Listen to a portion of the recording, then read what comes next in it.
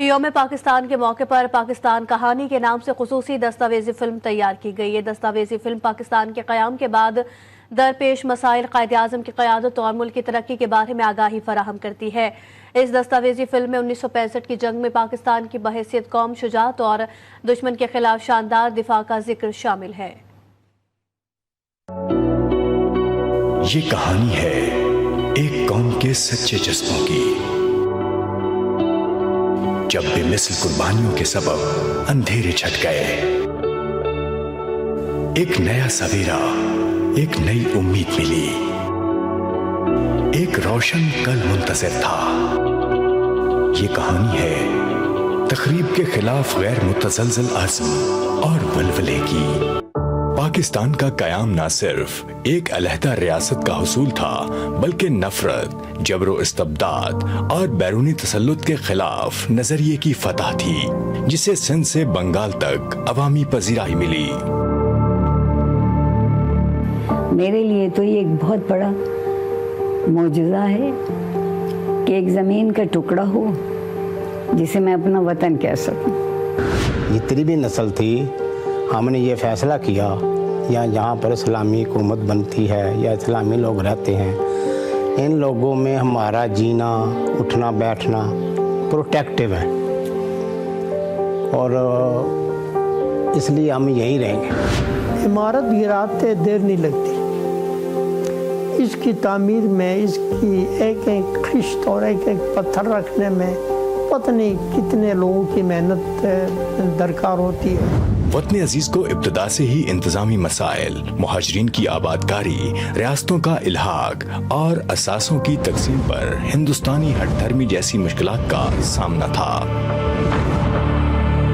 ہمارے اسیٹ جو انڈیا نے 47 میں دینے تھے، وہ اس میں 70% وہ کھا گئے۔ ان کے منسٹر کو بلایا کانگریس کے کہ آپ ان کو یہ پرنٹنگ مشین دے دیجئے، آپ کے پاس 6 ہیں۔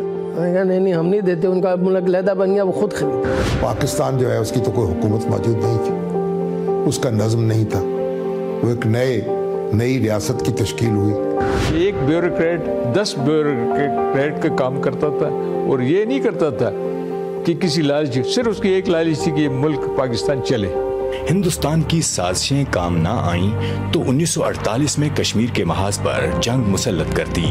قوم نے یکجہتی سے دشمن کا مقابلہ کیا اور بابائے قوم کی قیادت میں ملت کی تعمیر و ترقی کا سفر بھی جاری رکھا۔ قائد نے اپنی سیاسی بصیرت اور دور اندیشی سے نوزائیدہ ریاست کو سنبھالا، اور بے سر و سامانی کے عالم میں قوم نے نئے ملک کی مضبوط بنیاد رکھی۔ وہ ایک اسپیشل ٹرین چلی جس میں تقریباً 500 یا 700 ایسے پڑھے لکھے